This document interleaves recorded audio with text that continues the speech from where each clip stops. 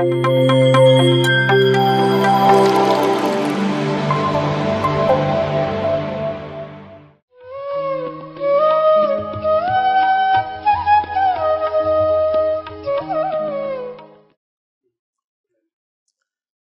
PMC ವಾಹಿನಿ ವೀಕ್ಷಕರಿಗೆ ಹೃದಯಪೂರ್ವಕವಾದಂತಹ ಆತ್ಮ ಪ್ರಣಾಮಗಳನ್ನು ಸಲ್ಲಿಸುತ್ತಾ ನಮ್ಮೆಲ್ಲರ ಗುರುಗಳಾಗಿರುವಂತಹ ಬ್ರಹ್ಮಶ್ರೀ ಸುಭಾಷ್ ಪತ್ರಿ ಸಾರಿ ಅವರಿಗೆ ಕೂಡ ಆತ್ಮ ಪ್ರಣಾಮಗಳನ್ನು ಸಮರ್ಪಿಸುತ್ತಾ ಹಾಗೆ ನಮ್ಮೆಲ್ಲರ ಗುರುಮಾತೆಯಾಗಿರುವಂತಹ ಸ್ವರ್ಣಮಾಲಾ ಪತ್ರಿ ಮೇಡಮ್ನವರಿಗೆ ಸಹ ಆತ್ಮ ಪ್ರಣಾಮಗಳನ್ನು ಸಮರ್ಪಿಸುತ್ತಾ ಸ್ವಾಧ್ಯಾಯ ಯೋಗ ಕಾರ್ಯಕ್ರಮದ ಅಡಿಯಲ್ಲಿ ಜಗಜ್ಯೋತಿ ಬಸವೇಶ್ವರರು ಹೇಳಿರುವಂತಹ ಅದ್ಭುತವಾದಂತಹ ಅವರ ಒಂದು ವಚನಗಳ ಮುಖಾಂತರವಾಗಿ ಅವರು ತೋರಿಸಿರುವಂತಹ ಸತ್ಯ ಮಾರ್ಗವನ್ನು ಧರ್ಮ ಮಾರ್ಗವನ್ನು ಅವರ ವಚನಗಳ ಮುಖಾಂತರವಾಗಿ ನಾವೆಲ್ಲರೂ ಕಳೆದ ಸಂಚಿಕೆಯಿಂದಲೂ ತಿಳಿದುಕೊಳ್ಳುತ್ತಾ ಬಂದಿದ್ದೇವೆ. ಆ ಒಂದು ವಚನಗಳ ಅರ್ಥವನ್ನು ಅಂತರಾರ್ಥವನ್ನು ತಿಳಿದುಕೊಂಡು ನಮ್ಮ ಒಂದು ಆಧ್ಯಾತ್ಮಿಕ ಪ್ರಗತಿಯನ್ನು ನಾವು ಸಾಧಿಸಲಿಕ್ಕೆ ಬಹಳಷ್ಟು ಉಪಯೋಗಕರವಾಗಿರ್ತಕ್ಕಂಥ ವಚನಗಳು ಇವು ಆಗಿವೆ. ಹಾಗಾಗಿ ಮತ್ತೆ ಈ ಒಂದು ಸ್ವಾಧ್ಯಾಯ ಯೋಗ ಕಾರ್ಯಕ್ರಮದಡಿಯಲ್ಲಿ ಇನ್ನಷ್ಟು ಬಸವೇಶ್ವರರು ಹೇಳಿರುವಂತಹ ಅದ್ಭುತವಾದಂತಹ ವಚನಗಳನ್ನು ತಿಳಿದುಕೊಳ್ಳುವಂತಹ ಪ್ರಯತ್ನವನ್ನು ನಾವು ಮಾಡೋಣ. My dear friends, my dear masters, ನಮ್ಮೊಳಗಿರುವಂತಹ ಆತ್ಮ ಪದಾರ್ಥವನ್ನು ತಿಳಿದುಕೊಳ್ಳುವುದಕ್ಕಾಗಿಯೇ ವಿಧ ವಿಧವಾದಂತಹ ಗುರುಗಳ ಒಂದು ಸಾಂಗತ್ಯವನ್ನು ಮಾಡ್ತಾರೆ. ಆ ಗುರುಗಳು ಹೇಳಿರುವಂತಹ ಮಾರ್ಗದಲ್ಲಿಯೇ ಸಾಧನೆಯನ್ನು ಮಾಡ್ತಾರೆ. ಆದರೂ ಸಹ ನಮ್ಮೊಳಗಿರುವಂತಹ ಆತ್ಮದ ಒಂದು ಅನುಭೂತಿ ಅಥವಾ ನಮ್ಮೊಳಗೆ ಇರುವಂತಹ ಆ ಒಂದು ಸತ್ಯದ ಒಂದು ಅನುಭೂತಿ ನಮಗೆ ಗೋಚರ ಆಗುವುದಿಲ್ಲ. ಯಾಕೆ ಆಗೋದಿಲ್ಲ ಅಂದರೆ ನಮ್ಮೊಳಗೆ ಆಂತರಿಕವಾದಂತಹ ಶುದ್ಧಿ ಇಲ್ಲ. ಅಂದರೆ ನಾವು ಬಹಿರ್ಗತವಾಗಿ ಏನು ಮಾತಾಡ್ತೀವೋ ಅದೇ ರೀತಿ ಅಂತರ್ಗತದಲ್ಲಿಯೂ ಸಹ ಶುದ್ಧಿ ಇರಬೇಕು. ಅಂತರ್ಗತದಲ್ಲಿ ಯಾವ ರೀತಿ ಶುದ್ಧಿ ಇರುತ್ತೋ ಅದೇ ರೀತಿ ಬಹಿರ್ಗತವಾಗಿ ಇರಬೇಕು. ಅಂದರೆ ಹೇಳುವುದೊಂದು ಮಾಡುವುದೊಂದು ಆಗಿರಬಾರ್ದು. ಮಾಡುವುದು ಒಂದೇ ಆಗಿರಬೇಕು, ಹೇಳುವುದು ಕೂಡ ಒಂದೇ ಆಗಿರಬೇಕು. ಇದನ್ನು ಅಂತರಂಗ ಶುದ್ಧಿ ಅಂತ ಹೇಳ್ತಾರೆ. ಈ ಒಂದು ಅಂತರಂಗ ಶುದ್ಧಿ ಇಲ್ಲದಕ್ಕಾಗಿಯೇ ನಮ್ಮೊಳಗಿರ್ತಕ್ಕಂಥ ಆತ್ಮದ ಒಂದು ಅನುಭೂತಿಯನ್ನು ನಾವು ಹೊಂದಲಿಕ್ಕೆ ಸಾಧ್ಯ ಆಗ್ತಾ ಇಲ್ಲ ಮೈ ಡಿಯರ್ ಫ್ರೆಂಡ್ಸ್. ಈ ಒಂದು ಬಸವೇಶ್ವರರು ಅವರ ಒಂದು ವಚನದ ಮುಖಾಂತರವಾಗಿ ಹೇಳ್ತಾರೆ, ಹುತ್ತವ ಬಡಿದಡೆ ಹಾವು ಸಾಯಬಲ್ಲದೆ ಅಯ್ಯ, ಅಘೋರ ತಪವ ಮಾಡಿದರೇನು ಅಂತರಂಗದ ಆತ್ಮಶುದ್ಧಿ ಇಲ್ಲದವರಂತು ಎಂದು ನಂಬನಯ್ಯ ಕೂಡಲ ಸಂಗಮ ದೇವ ಎನ್ನುವಂತಹ ಮಾತನ್ನು ಹೇಳ್ತಾರೆ. ಅಂದರೆ ಹುತ್ತವ ಬಡಿದಡೆ ಹಾವು ಸಾಯಬಲ್ಲದೆ ಅಯ್ಯ, ಅಂದರೆ ಒಂದು ಹುತ್ತು ಇದೆ, ಆ ಹುತ್ತಿನಲ್ಲಿ ಹಾವಿದೆ. ಆ ಹಾವನ್ನ ಸಾಯಿಸ್ಬೇಕಂತ ಹೇಳ್ಬಿಟ್ಟು ಆ ಹುತ್ತಿನ ಮೇಲಿರ್ತಕ್ಕಂಥ ಹುತ್ತನ್ನು ಹೊಡೆದರೆ ಆ ಒಳಗಿರ್ತಕ್ಕಂಥ ಹಾವು ಸಾಯುತ್ತಾ? ಅದೇ ರೀತಿ ಈ ಒಂದು ದೇಹ ಎನ್ನುವಂತಹ ಈ ಒಂದು ದೇವಾಲಯದಲ್ಲಿ ಆತ್ಮ ಎನ್ನುವಂತಹ ಪದಾರ್ಥ ಇದೆ. ಈ ಅಂತರಂಗದಲ್ಲಿ ಆತ್ಮ ಪದಾರ್ಥ ಇದೆ, ಚೈತನ್ಯ ಇದೆ. ಈ ಚೈತನ್ಯ ನಮಗೆ ಅನುಭೂತಿ ಹೊಂದಬೇಕಂದ್ರೆ, ಅದು ಸಿಗ್ಬೇಕಂತಂದ್ರೆ ಈ ದೇಹವನ್ನು ನಾವು ಹಿಂಸೆ ಕೊಡೋದ್ರಿಂದ ಏನಾದರೂ ಪ್ರಯೋಜನ ಇದೆಯಾ? ಅಂದರೆ ಆತ್ಮ ಪದಾರ್ಥವನ್ನು ತಿಳಿದುಕೊಳ್ಳಲು ನಾವು ನಮ್ಮ ದೇಹವನ್ನು ಹಿಂಸೆಗೆ ಈಡು ಮಾಡ್ತಾ ಇದ್ದೀವಿ. ಆ ಆತ್ಮ ಪದಾರ್ಥ ಎಲ್ಲೋ ಸಿಗುತ್ತೆ ಅಂತ ಹೇಳಿಬಿಟ್ಟು ನಮ್ಮ ದೇಹಕ್ಕೆ ನಾವು ವಿಧ ವಿಧವಾದಂತಹ ಹಿಂಸೆಯನ್ನು ನೀಡ್ತಾ ಇದ್ದೇವೆ. ಆ ಒಂದು ಹಿಂಸೆಯಿಂದ ನಮ್ಮ ದೇಹಕ್ಕೆ ನಮಗೆ ನೋವಾಗುತ್ತೆ ಆಗಲಿ, ನಮ್ಮೊಳಗಿರ್ತಕ್ಕಂಥ ಆ ಒಂದು ಆತ್ಮದ ಅನುಭೂತಿಯನ್ನು ನಾವು ಹೊಂದಲಿಕ್ಕೆ ಸಾಧ್ಯವೇ ಇಲ್ಲ ಮೈ ಡಿಯರ್ ಫ್ರೆಂಡ್ಸ್. ಹುತ್ತವ ಬಡಿದಡೆ ಹಾವು ಸಾಯಬಲ್ಲದೆ ಅಯ್ಯ, ಆ ಒಂದು ಹುತ್ತಿನಲ್ಲಿರ್ತಕ್ಕಂಥ ಹಾವು ಸಾಯಿಸ್ಬೇಕಂದ್ರೆ, ಅಂದರೆ ಆ ಒಂದು ಹಾವನ್ನು ಹಿಡಿಬೇಕಂದ್ರೆ ಆ ಹುತ್ತು ಹೊಡೆದ್ರೆ ಏನಾದರೂ ಪ್ರಯೋಜನ ಇದೆಯಾ? ಅದೇ ರೀತಿ ಈ ಒಂದು ದೇಹದಲ್ಲಿರುವಂತಹ ಆತ್ಮ ಪದಾರ್ಥವನ್ನು ನಾವು ತಿಳಿದುಕೊಳ್ಬೇಕಂದ್ರೆ ಈ ದೇಹಕ್ಕೆ ನಾವು ಒಡೆದರೆ, ಹಿಂಸೆ ಮಾಡಿದರೆ ನಮ್ಮೊಳಗಿರ್ತಕ್ಕಂಥ ಆತ್ಮ ಪದಾರ್ಥ ನಮಗೆ ಅನುಭವಕ್ಕೆ ಬರುವುದಿಲ್ಲ. ಅಘೋರ ತಪವ ಮಾಡಿದರೇನು ಅಂತ ಹೇಳ್ತಾರೆ. ಅಂದರೆ ತಪಸ್ಸು, ಒಂಟಿ ಕಾಲಿನ ಮೇಲೆ ನಿಂತುಕೊಂಡು ತಪಸ್ಸು ಮಾಡೋದರಿಂದ, ವಜ್ರಾಸನ ಹಾಕಿಕೊಂಡು ತಪಸ್ಸು ಮಾಡೋದರಿಂದ, ಅಥವಾ ವಿಧ ವಿಧವಾದಂತಹ ಆಸನಗಳನ್ನು ಹಾಕಿಕೊಂಡು ದೇಹಕ್ಕೆ ಹಿಂಸೆಯನ್ನು ಕೊಟ್ಟು ಆ ಒಂದು ನಮ್ಮೊಳಗಿರ್ತಕ್ಕಂಥ ಆತ್ಮ ಪದಾರ್ಥವನ್ನು ತಿಳಿದುಕೊಳ್ಳೋದಕ್ಕಾಗಿಯೇ ಆ ಒಂದು ಘೋರವಾದಂತಹ ತಪಸ್ಸನ್ನು ಮಾಡ್ತಾ ಇರ್ತಾರೆ ಕೆಲವು ಅಘೋರಿಗಳು ಅಥವಾ ಕೆಲವೊಂದು ತಪಸ್ವಿಗಳು. ಆ ರೀತಿ ಮಾಡೋದರಿಂದ ಯಾವುದೇ ರೀತಿಯಾದಂತಹ ಪ್ರಯೋಜನ ಆಗೋದಿಲ್ಲ.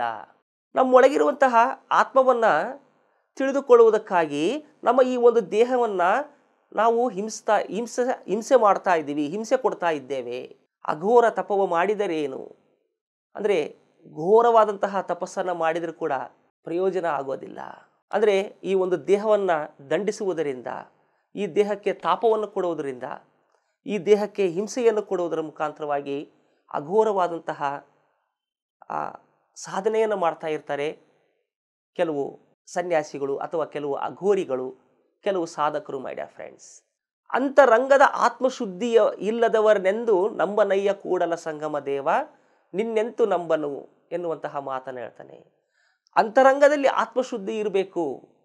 ನಾವು ಅಂತರಂಗದಲ್ಲಿ ಆತ್ಮಶುದ್ಧಿ ಇಲ್ಲದೆ ಹೋದರೆ ಮತ್ತೆ ಬಹಿರಂಗವಾಗಿಯೂ ಸಹ ನಾವು ಆ ರೀತಿ ಇರಬೇಕು. ಬಹಿರಂಗವಾಗಿ ಇರೋದು ಯಾವ ರೀತಿ ಇರ್ತೀವಿ ಅಂದರೆ ನಮ್ಮ ಒಳಗಿರ್ತಕ್ಕಂಥ ಅಂತರಂಗ ಶುದ್ಧಿ ಯಾವ ರೀತಿ ಇರುತ್ತೋ ಅದೇ ರೀತಿ ಬಹಿರಂಗವಾಗಿ ಕೂಡ ಇರ್ತೀವಿ. ಆದರೆ ಈ ಒಂದು ಘೋರ ತಪಸ್ಸು, ಘೋರ ಧ್ಯಾನವನ್ನು ಆ ಒಂದು ತಪಸ್ಸಿಗಳು ಮಾಡಿದರೂ ಸಹ ಈ ಒಂದು ದೇಹಕ್ಕೆ ಹಿಂಸೆಯನ್ನು ಕೊಟ್ಟು ಅವ್ರದ್ದೇ ಆದಂತಹ ಒಂದು ಸಾಧನ ಮಾರ್ಗದಲ್ಲಿ ಇರ್ತಾರೆ ಆಗಲಿ, ಅದು ಅವ್ರದ್ದೇ ಆದಂತಹ ಆ ಒಂದು ಬುದ್ಧಿಯಲ್ಲಿ ಆಗಲಿ ಅಥವಾ ಆತ್ಮಶುದ್ಧಿ ಇಲ್ಲದವರಾಗ್ತಾರೆ. ಆತ್ಮಶುದ್ಧಿ ಇಲ್ಲದೆ ಹೋದರೆ ಅಂಥವ್ರನ್ನ ಆ ಕೂಡಲ ಸಂಗಮ ದೇವ ನಂಬುವುದಿಲ್ಲ, ಮೆಚ್ಚುವುದಿಲ್ಲ, ಇಷ್ಟಪಡುವುದಿಲ್ಲ ಎನ್ನುವಂತಹ ಮಾತನ್ನು ಹೇಳ್ತಾರೆ. ಅಂದರೆ ಮೈ dear friends, my dear masters, ನಾವು ಸಾಧನೆಯನ್ನು ಮಾಡಬೇಕು. ಎಂತಹ ಸಾಧನೆಯನ್ನು ಮಾಡಬೇಕು? ಸುಖವಾದಂತಹ, ಸುಲಭವಾಗಿರುವಂತಹ, ದೀರ್ಘ ಕಾಲಕ್ಕೆ ಇರುವಂತಹ ಆ ಒಂದು ಮಾರ್ಗದಲ್ಲಿ ಧ್ಯಾನವನ್ನು ಮಾಡಬೇಕು. ಪಿರಮಿಡ್ ಮಾಸ್ಟರ್ಸ್ ಎಲ್ಲರೂ ಅದ್ಭುತವಾದಂತಹ ಸ್ಥಿರ ಸುಖ ಆಸನದಲ್ಲಿ ಕುಳಿತುಕೊಂಡು ಧ್ಯಾನವನ್ನು ಮಾಡ್ತಾ ಇದ್ದಾರೆ. ಗಂಟೆ ಗಂಟೆ ಧ್ಯಾನ ಮಾಡ್ತಾ ಇದ್ದಾರೆ. 2 ಗಂಟೆ, 5 ಗಂಟೆ, 10 ಗಂಟೆ, 25 ಗಂಟೆಗಳ ಕಾಲ ನಿರಂತರವಾಗಿ ಧ್ಯಾನವನ್ನು ಮಾಡ್ತಾ ಇದ್ದಾರೆ. ಆ ಒಂದು ಸಾಧನೆಯಲ್ಲಿ ದೇಹಕ್ಕೆ ಯಾವುದೇ ರೀತಿಯಾದಂತಹ ತೊಂದರೆಯನ್ನು ಕೊಡದಂತೆ, ಹಿಂಸೆಯನ್ನು ನೀಡದಂತೆ ಹಾಯಾಗಿ ಕುಳಿತುಕೊಂಡು ಕಣ್ಣೆರಡು ಮುಚ್ಚಿಕೊಂಡು ಶ್ವಾಸದ ಮೇಲೆ ಗಮನ ಇಟ್ಟು ತಮ್ಮೊಳಗೆ ತಾವು ಅಂತರ್ಯಾತ್ರೆಯನ್ನು ಮಾಡೋದರ ಮುಖಾಂತರವಾಗಿ ತಮ್ಮೊಳಗಿರುವಂತಹ ಆತ್ಮದ ಅನುಭೂತಿಯನ್ನು ಹೊಂದ್ತಾ ಇದ್ದಾರೆ. ಇದು ಸರಿಯಾದಂತಹ ಮಾರ್ಗ. ನಾವು ಈ ದೇಹಕ್ಕೆ ಹಿಂಸೆಯನ್ನು ನೀಡುವುದರ ಮುಖಾಂತರವಾಗಿ, ಈ ದೇಹಕ್ಕೆ ತಾಪವನ್ನು ನೀಡುವುದರ ಮುಖಾಂತರವಾಗಿ ನಮ್ಮೊಳಗಿರ್ತಕ್ಕಂಥ ಆತ್ಮವನ್ನು ನಾವು ಹುಡುಕೊಳ್ಳೋದಕ್ಕೆ ಸಾಧ್ಯವೇ ಇಲ್ಲ. ಮೈ ಡಿಯರ್ ಫ್ರೆಂಡ್ಸ್, ಆ ಒಂದು ಹುತ್ತು ಇದೆ, ಆ ಹುತ್ತಿನೊಳಗೆ ಹಾವು ಇದೆ. ಆ ಹುತ್ತನ್ನು ಬಡಿದರೆ ಆ ಹುತ್ತಿನೊಳಗಿರ್ತಕ್ಕಂಥ ಹಾವು ಸಾಯುವುದಿಲ್ಲ. ಅದೇ ರೀತಿ ಈ ಒಂದು ದೇಹ ಅನ್ನುವಂಥದ್ದಿದೆ, ಈ ದೇಹದಲ್ಲಿ ಆತ್ಮ ಪದಾರ್ಥ ಅನ್ನುವಂಥದ್ದಿದೆ, ಚೈತನ್ಯ ಅನ್ನುವಂಥದ್ದಿದೆ. ಈ ಒಂದು ಆತ್ಮ ಪದಾರ್ಥವನ್ನು ತಿಳಿದುಕೊಳ್ಳಲು, ಹುಡುಕಿಕೊಳ್ಳುವುದಕ್ಕಾಗಿ ನಾವು ನಮ್ಮ ದೇಹವನ್ನು, ಆ ಹುತ್ತನ್ನು ಯಾವ ರೀತಿ ಆದರೆ ಬಡಿದರ ಮುಖಾಂತರವಾಗಿ ಆ ಒಂದು ಹಾವು ಸಿಗೋದಿಲ್ವೋ, ಅದೇ ರೀತಿ ಈ ಒಂದು ದೇಹವನ್ನು ದಂಡಿಸುವುದರ ಮುಖಾಂತರವಾಗಿ, ತಾಪವನ್ನು ಕೊಡುವುದರ ಮುಖಾಂತರವಾಗಿ ನಮಗೆ ನಮ್ಮೊಳಗಿರ್ತಕ್ಕಂಥ ಆತ್ಮದ ಅನುಭೂತಿ, ಆತ್ಮ ಪದಾರ್ಥ ನಮಗೆ ಸಿಗೋದಿಲ್ಲ. ಅಘೋರವಾದಂತಹ ತಪಸ್ಸು ಮಾಡಿದರೂ ಸಹ ವರ್ಷಗಟ್ಟಲೆ, 2 ವರ್ಷಗಟ್ಟಲೆ, 3 ವರ್ಷಗಟ್ಟಲೆ ಈ ಒಂದು ದೇಹಕ್ಕೆ ತಾಪವನ್ನು ನೀಡುವುದರ ಮುಖಾಂತರವಾಗಿ, ಹಿಂಸೆಯನ್ನು ನೀಡುವುದರ ಮುಖಾಂತರವಾಗಿ ಆ ಒಂದು ತಪಸ್ಸನ್ನು ಮಾಡಿದರೆ ಈ ಒಂದು ಒಳಗಿರ್ತಕ್ಕಂಥ ಆತ್ಮ ಪದಾರ್ಥ ನಮಗೆ ಅನುಭವಕ್ಕೆ ಬರುವುದಿಲ್ಲ. ಒಟ್ಟಾರೆಯಾಗಿ ಈ ಒಂದು ದೇಹಕ್ಕೆ ಸುಖದಾಯಕವಾಗಿರ್ತಕ್ಕಂಥ ಆಸನವನ್ನು ಹಾಕಬೇಕು. ಸುಖಮಯ ವಾದಂತಹ ಸ್ಥಿರವಾಗಿರುವಂತಹ ಆಸನದಲ್ಲಿ ನಾವು ಕುಳಿತುಕೊಂಡು ಧ್ಯಾನಾಸಕ್ತರಾದಾಗ ಮಾತ್ರ ನಮ್ಮೊಳಗಿರ್ತಕ್ಕಂಥ ಆತ್ಮದ ಅನುಭೂತಿಯನ್ನು ನಾವು ಹೊಂದ್ತೇವೆ. ಅಘೋರವಾಗಿರ್ತಕ್ಕಂಥ ತಪಸ್ಸನ್ನು ಮಾಡಿದರೆ ಅದರಿಂದ ಫಲಿತಾಂಶಗಳು ಬರೋದಿಲ್ಲ, ಫಲಿತಗಳು ಇರೋದಿಲ್ಲ. ಯಾವ ರೀತಿ ಆದರೆ ಆ ಒಂದು ಹುತ್ತಿನಲ್ಲಿರ್ತಕ್ಕಂಥ ಹಾವನ್ನು ನಾವು ಹಿಡಿಬೇಕಂದ್ರೆ ಆ ಹುತ್ತನ್ನು ಒಡೆದ್ರೆ ಆ ಒಳಗಿರ್ತಕ್ಕಂಥ ಹಾವು ನಮಗೆ ಸಿಗೋದಿಲ್ವಾ?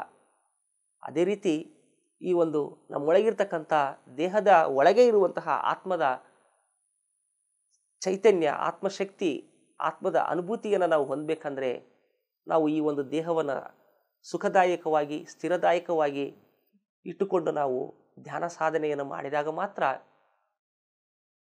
ಆ ಒಂದು ಆತ್ಮದ ಅನುಭೂತಿಯನ್ನು ನಾವು ಹೊಂದ್ತೇವೆ. ಹಾಗಾಗಿ ಬಸವಣ್ಣನವರು ಹೇಳ್ತಾರೆ, ಈ ಒಂದು ದೇಹವನ್ನು ತಾಪಕ್ಕೆ ಈಡು ಮಾಡೋದ್ರಿಂದ ಅಥವಾ ಹಿಂಸೆಗೆ ಈಡು ಮಾಡೋದ್ರಿಂದ ಏನು ಪ್ರಯೋಜನ ಇಲ್ಲ, ಯಾವ ಪ್ರಯೋಜನವೂ ಇಲ್ಲ. ಅಘೋರ ತಪಸ್ಸನ್ನು ಮಾಡಿದ್ರಿಂದ ಪ್ರಯೋಜನ ಇಲ್ಲ. ಮತ್ತೆ ಅಂತರಂಗದ ಆತ್ಮಶುದ್ಧಿಯನ್ನು ಹೊಂದಿರಬೇಕು ಅಂತ ಹೇಳ್ತಾರೆ. ಅಂತರಂಗದಲ್ಲಿ ಆತ್ಮಶುದ್ಧಿ ಹೊಂದಿರಬೇಕು. ಅಂಥವ್ರನ್ನ ಮಾತ್ರ ಕೂಡಲ ಸಂಗಮ ದೇವ ನಂಬ್ತಾನೆ, ಮೆಚ್ತಾನೆ. ಅಂಥವ್ರಿಗೆ ಮಾತ್ರ ಈ ಒಂದು ಆತ್ಮದ ಅನುಭೂತಿಯನ್ನ, ಆತ್ಮದ ಒಂದು ಶಕ್ತಿ ನಮಗೆ ಅರಿವಾಗುತ್ತೆ. ಅಂತರಂಗದಲ್ಲಿ ಆತ್ಮಶುದ್ಧಿ ಇಲ್ಲದವರನೆಂದು ನಂಬನಯ್ಯ ನಮ್ಮ ಕೂಡಲ ಸಂಗಮ ದೇವ, ನೀನೆಂತೂ ನಂಬನಯ್ಯ ಎನ್ನುವಂತಹ ಮಾತು. ಅಂದರೆ ಯಾವತ್ತೂ ನಂಬುವುದಿಲ್ಲ. ಕೂಡಲ ಸಂಗಮ ದೇವ ಅಂದರೆ ನಮ್ಮ ಮೇಲಿರುವಂತಹ ಆ ಒಂದು ಪೂರ್ಣಾತ್ಮ. ಆ ಪೂರ್ಣಾತ್ಮ ನಮ್ಮನ್ನು ನಂಬೋದಿಲ್ಲ. ಯಾಕೆ ನಂಬೋದಿಲ್ಲ ಅಂದರೆ ನಮ್ಮೊಳಗಿರ್ತಕ್ಕಂಥ ಅಂತರಂಗದ ಆತ್ಮಶುದ್ಧಿ ಇಲ್ಲದೇ ಇರುವುದರಿಂದ. ನಾವು ಎಷ್ಟೇ ಘೋರವಾದಂತಹ ತಪಸ್ಸು ಮಾಡಿದ್ರೂ, ಎಷ್ಟೇ ಧ್ಯಾನ ಸಾಧನೆ ಮಾಡಿದ್ರೂ ನಮ್ಮಲ್ಲಿ ಶುದ್ಧಿ ಇಲ್ಲ ಅಂದರೆ ಆ ಒಂದು ಮೇಲಿರುವಂತಹ ಕೂಡಲ ಸಂಗಮ ದೇವ ನಮ್ಮನ್ನು ನಂಬೋದಿಲ್ಲ. ಶುದ್ಧಿ ಅಂದರೆ ಏನು? ಶುದ್ಧಿ ಅಂದರೆ ನಾವು ಏನು ಮಾಡ್ತೀವೋ ಅದನ್ನೇ ಹೇಳಬೇಕು, ಹೇಳಿದ್ದನ್ನೇ ಮಾಡಬೇಕು. ಅದು ಅಂತರಂಗದ ಶುದ್ಧಿ. ಅದೇ ಬಹಿರಂಗದ ಶುದ್ಧಿ ಅಂತ ಹೇಳ್ತಾರೆ. ಅಂತರಂಗದಲ್ಲಿ ಯಾವ ರೀತಿ ಇರ್ತೀವೋ ಬಹಿರಂಗದಲ್ಲೂ ಕೂಡ ಅದೇ ರೀತಿ ಇರಬೇಕು. ಬಹಿರಂಗದಲ್ಲಿ ಯಾವ ರೀತಿ ಇರ್ತೀವೋ ಅದೇ ರೀತಿ ಅಂತರಂಗದಲ್ಲೂ ಸಹ ನಾವು ಇದ್ದಾಗ ಮಾತ್ರ ಆ ಒಂದು ಕೂಡಲ ಸಂಗಮ ದೇವ, ಆ ಒಂದು ಪೂರ್ಣಾತ್ಮ ನಮ್ಮನ್ನು ನಂಬುತ್ತಾನೆ, ಮತ್ತೆ ಮೆಚ್ಕೊಳ್ತಾನೆ. ನಮ್ಮ ಒಂದು ನಡೆ ನುಡಿಯನ್ನು ನೋಡಿ ಆ ಒಂದು ಕೂಡಲ ಸಂಗಮ ದೇವ ಇಷ್ಟಪಡ್ತಾನೆ. ಸೊ ಒಟ್ಟಾರೆಯಾಗಿ ಮೈ ಡಿಯರ್ ಫ್ರೆಂಡ್ಸ್, ಈ ಒಂದು ವಚನದ ಮುಖಾಂತರವಾಗಿ ನಾವು ತಿಳಿದುಕೊಳ್ಳಬೇಕಾಗಿರುವುದು ಇಷ್ಟೇ.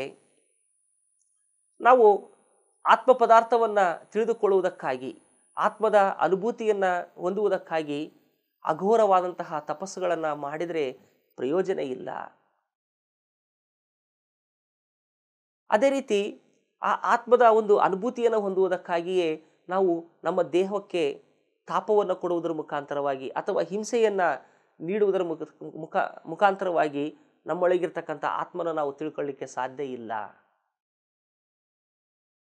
ನಾವೊಂದು ಆತ್ಮದ ಅನುಭೂತಿಯನ್ನು ಹೊಂದೋದಕ್ಕೆ ಅತ್ಯಂತ ಸುಲಭವಾದಂತಹ ಮಾರ್ಗವೇ ಬ್ರಹ್ಮಶ್ರೀ ಸುಭಾಷ್ ಪತ್ರಿ ಸಾರ್ ಅವರು ನೀಡಿರುವಂತಹ ಆನಾಪಾನಸತಿ ಧ್ಯಾನ. ಈ ಒಂದು ಆನಾಪಾನಸತಿ ಧ್ಯಾನವನ್ನು ಸಾಧನೆಯನ್ನು ಮಾಡಿದಂತಹ ಎಷ್ಟೋ ಪಿರಮಿಡ್ ಮಾಸ್ಟರ್ಗಳು ಅವರಲ್ಲಿರುವಂತಹ ಆತ್ಮದ ಅನುಭೂತಿಯನ್ನು, ಆತ್ಮದ ಶಕ್ತಿಯನ್ನು ತಿಳಿದುಕೊಂಡಂಥವರು ಬಹಳಷ್ಟು ಜನ ಇದ್ದಾರೆ ಮೈ ಡಿಯರ್ ಫ್ರೆಂಡ್ಸ್. ಹಾಗಾಗಿ ನಾವು ಈ ಒಂದು ದೇಹಕ್ಕೆ ಯಾವುದೇ ರೀತಿಯಾದಂತಹ ತಾಪವನ್ನು ಕೊಡಲಾರ್ದಂಗೆ, ಹಿಂಸೆಯನ್ನು ಕೊಡಲಾರ್ದಂಗೆ ನಾವು ನಮ್ಮೊಳಗೆ ನಾವು ಪ್ರಯಾಣವನ್ನು ಮಾಡಿದಾಗ, ಯಾತ್ರೆಯನ್ನು ಮಾಡಿದಾಗ ಆ ಒಂದು ಆತ್ಮದ ಅನುಭೂತಿಯನ್ನು ನಾವು ಹೊಂದುತ್ತೀವಿ. ಅದರಲ್ಲಿ ಯಾವುದೇ ಸಂಶಯ ಇಲ್ಲ ಅಂತ ಹೇಳ್ತಾ, ಇಂತಹ ಒಂದು ಅದ್ಭುತವಾದಂತಹ ವಚನವನ್ನು ನೀಡಿರುವಂತಹ ಆ ಒಂದು ಜಗಜ್ಯೋತಿ ಬಸವೇಶ್ವರರಿಗೆ ಆತ್ಮ ಪ್ರಣಾಮಗಳನ್ನು ಸಮರ್ಪಿಸುತ್ತಾ ಇಂದಿನ ಸಂಚಿಕೆಯನ್ನು ಮುಕ್ತಾಯ ಮಾಡೋಣ. Thank you, thank you, thank you. PMC Kannada channel ಅನ್ನು ಲೈಕ್ ಮಾಡಿ, ಶೇರ್ ಮಾಡಿ, ಸಬ್ಸ್ಕ್ರೈಬ್ ಮಾಡಿ ಮತ್ತು ಮಾಡಿಸಿ. ಎಲ್ಲರಿಗೂ ಧನ್ಯವಾದಗಳು.